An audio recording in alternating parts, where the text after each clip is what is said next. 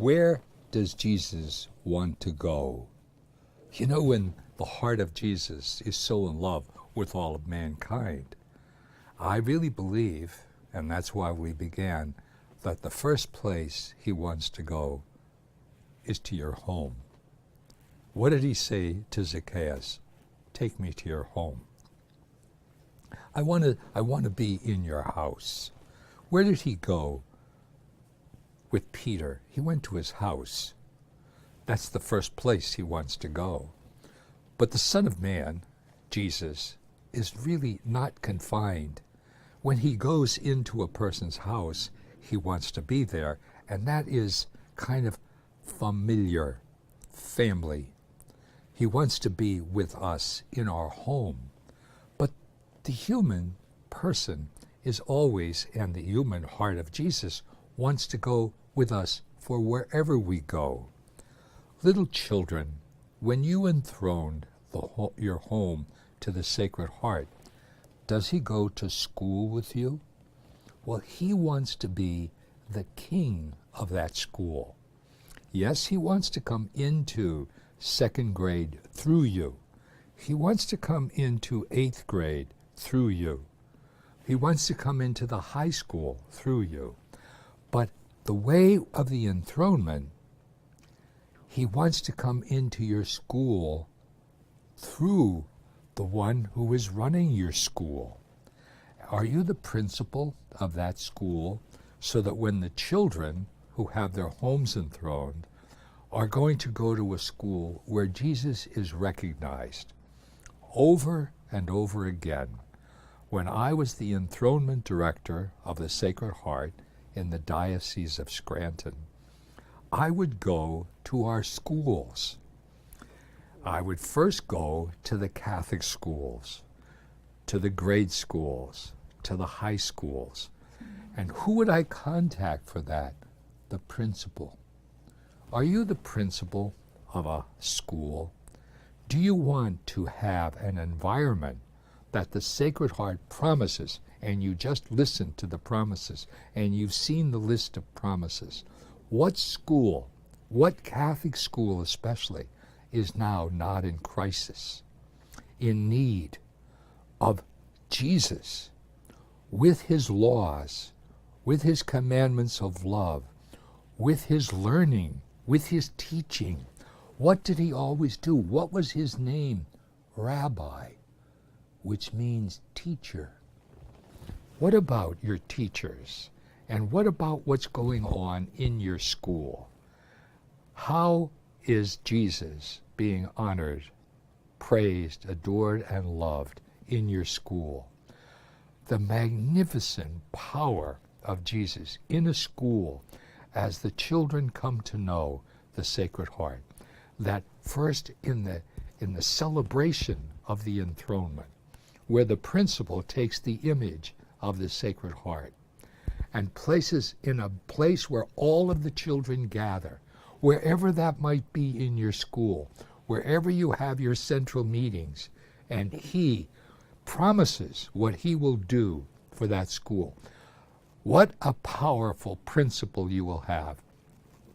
Through you, the principal of that school, what would your relationships and how will they be with your teachers? How will they be with your administration? How will they be with the offices in the school and the various instruments that you have there of helping you, and with regard to the bus drivers who may be picking up the children? The magnificent assist that he, the Sacred Heart, promises. He wants to take over your school of teaching, of love, of compassion, of honesty, of truth, of purity, of holiness, of the teaching of the love of God, especially through the students with one another. If a school is not known to be very different in your athletics, what is the presence of Jesus, especially today on the athletic field? How these tremendous gifts, through the power of the Holy Spirit, through the power of the Sacred Heart of Jesus, and what it can do for your school. In one of the schools here in Dallas, Pennsylvania, here in Scranton, one of the children was very severely handicapped, mentally, physically, and in many ways. His family had this tremendous devotion to the Sacred Heart. Justin was just an outstanding, beautiful man. I think he was 13 when this happened. And his brother, who loved him and cared for him, he actually would take him. When he went to school, he actually then, were the children going to make fun of Justin, who was so awkward looking and walked so differently than others? And really, he was born blind. What were they? They loved Justin. In that school, there was such a care. There was no bullying and making fun of and mocking. No, there was an awareness of the reverence. His brother was an outstanding football player in that school. And Justin would always show up at the games. He had the colors of the school, and he was always cheering in his little way for the success of the team. Followed his brother in every way. And his brother was an outstanding football player and a quarterback. One day, and a big day, was the Thanksgiving football game. And they wanted to do something for Justin. And they wanted to have Justin in some way participate in the game. Now, this is enthronement of the Sacred Heart, and it's not a Catholic school. But these were outstanding devotees of the Sacred Heart. The whole team got together, along with the opposition team, and at halftime, they had, and it's on film, you could actually see it, how beautiful it was when his brother was helping Justin catch the football and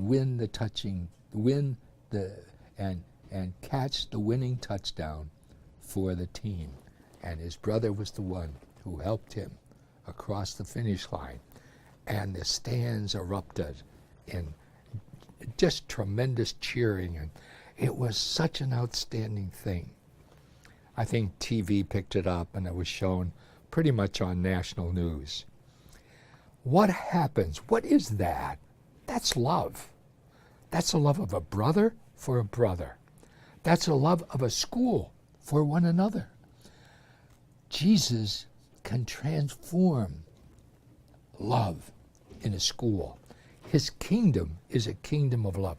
For this time, how many schools are racked by racial problems today? How many schools are being racked by all kinds of division or alcoholism or whatever that might be in your school? The Sacred Heart promises, take him at his promise, grade school. How many things that are corrupting our children in grade school? He promises, "Get me be your king. I am the king of love. I am the king of peace. I am the king of justice." Give Jesus a chance to become king of your school.